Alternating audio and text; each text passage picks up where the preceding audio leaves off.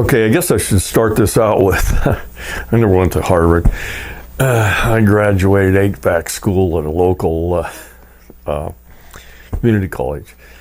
And I know a lot of people look at places like Harvard as just this elite sort of college that the fat cats all go to, and why am I supporting it?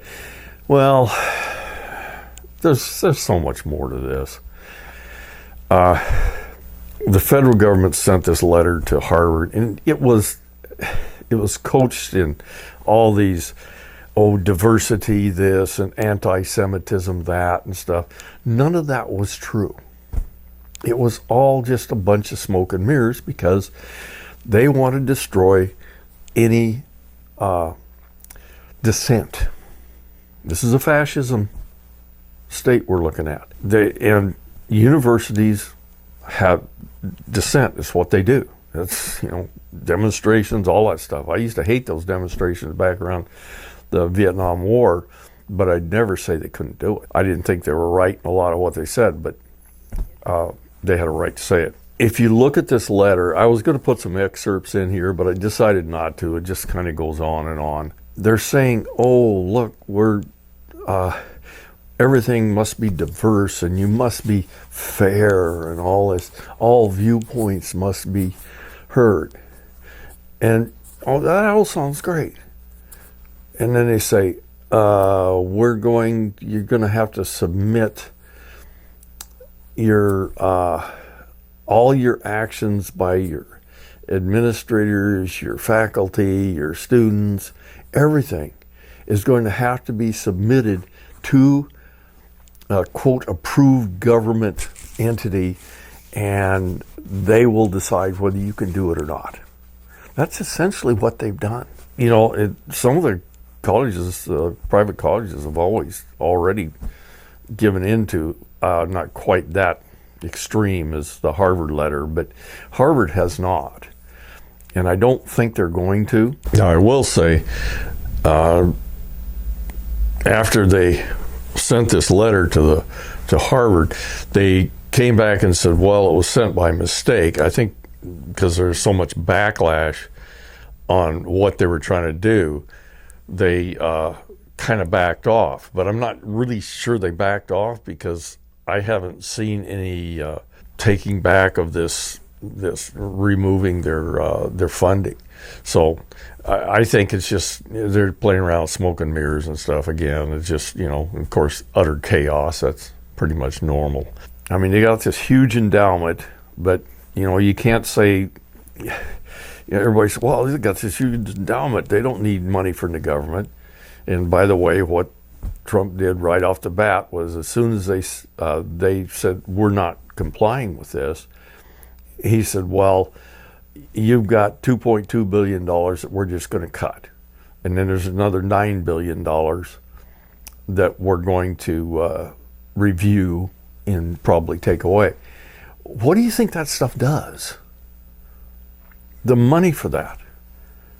Some of it comes from alumni. There's some really rich alumni that, do things for the college.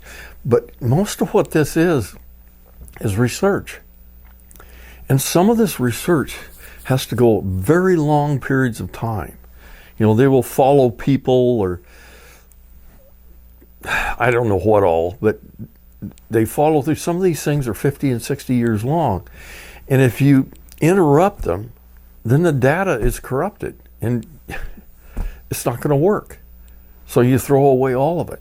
They've already cut one that I know of. I saw this on TV, the leader of this, I can't remember, it was some kind of medical research, but, tuberculosis, that's what it was, tuberculosis, and research on that. They've cut it.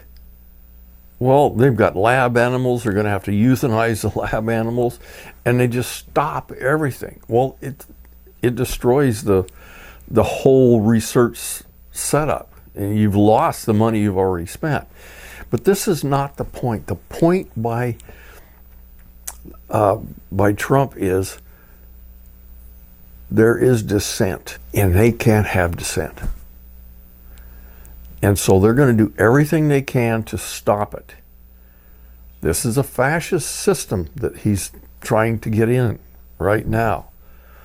You know, he said he wants to send people that are, quote, bad guys, U.S. citizens, to foreign prisons.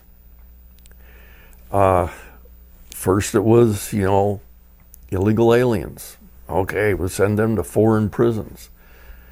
And, you know, I disagreed with that too, but and then now he's going to try that with U.S. citizens. The quashing of dissent is the whole basis here, and it must be fought. If it's not fought, we will lose our country. It's just gone. It'll turn into Turkey or something, you know, which is, if you dissent in Turkey, you go to jail. And, you know, part of this whole thing is he's saying to these foreign students, you know, essentially you have to register with us, and we're going to watch everything you do. And if you do something that we don't like, we're going to kick you out of the country. Well, we're first going to throw you in jail, because that's what they do. I'll show a little video of this one graduate student that actually wrote an op-ed that was critical of Israel or something. I mean, it wasn't that bad. You know, it wasn't that critical. They grabbed her, threw her off to Louisiana or Texas or some damn thing, and no charges against her, nothing. They're just holding her in prison.